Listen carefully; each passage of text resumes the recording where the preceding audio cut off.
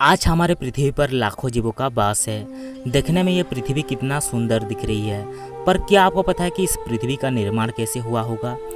पृथ्वी का निर्माण जानने से पहले हमें इस विश्व ब्रह्मांड का निर्माण के विषय में जानना होगा।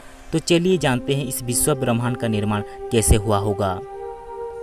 अगर हमें इस अविश्वसनीय ब्रह्मांड की रचना के बारे में जानना है तो आज से 14 अरब साल पहले समय पर वापस जाना होगा।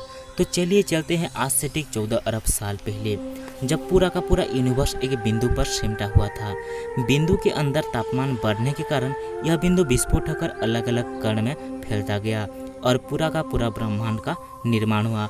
और इस ब्रह्मांड का निर्माण आज भी जारी है। वैसे तो इंसानों के पास कोई भी ठोस सबूत नहीं है कि इस अविश्वसनीय ब्रह्मांड की रचना हुई कैसे होगी, पर सन 1929 में एडविन हब्बल ने एक आश्चर्यजनक खोज की।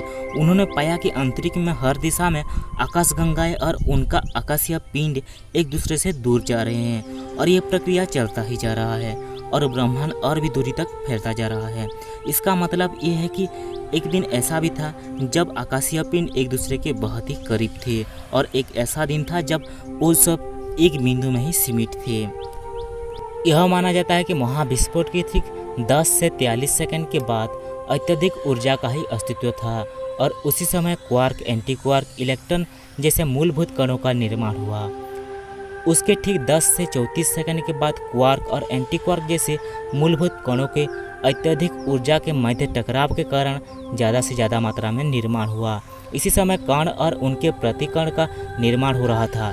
इसमें कुछ एक कण और उनके प्रतिकण के एक दूसरे के टकराने के कारण वो आपस में खत्म हो रहे थे। इससे ठीक 10 सेकंड बाद क्वार्क और एंटी क्वार्क आपस में टकराकर खत्म हो रहे थे और उसी टकराव में फोटोन का निर्माण हो रहा था।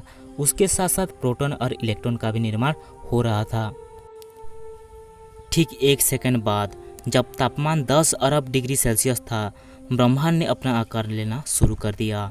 प्रोटॉन और न्यूट्रॉन ने एक दूसरे के साथ मिलकर तत्वों और केंद्रों का बनाना शुरू कर दिया, जिसको कि हम हाइड्रोजन, हीलियम, लिथियम और ड्यूटेरियम के नाम से जानते हैं।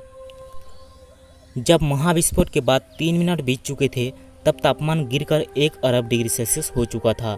तत्व और ब्रह्मांडीय विकिरण कॉस्मिक रे का निर्माण हो चुका था। उससे ठीक 3 लाख वर्ष पश्चात तत्व और विकिरण एक दूसरे से अलग होना शुरू हो चुके थे।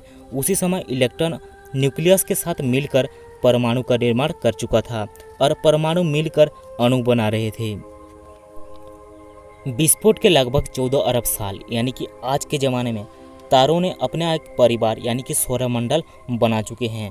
परमाणु मिलकर अणु बना चुके हैं। कुछ कठिन अणु से जीवन की सृष्टि हो चुकी है। कुछ तारों का अंत हो चुका है और उनमें ब्लैक होल का निर्माण हो चुका है। और आज भी हमारे इस अविश्वसनीय ब्रह्मांड का विस्तार जारी है। आज के लिए बस इतना ही। इसकी आगे की कहानी हम जानेंगे इसके पार्ट 2 में। तब तक के लिए हमारे चैनल को सब्सक्राइब कर दीजिए और बेल आइकन को दबा दीजिए ताकि आने वाली वीडियो की नोटिफिकेशन आपको मिलती रहे सबसे पहले।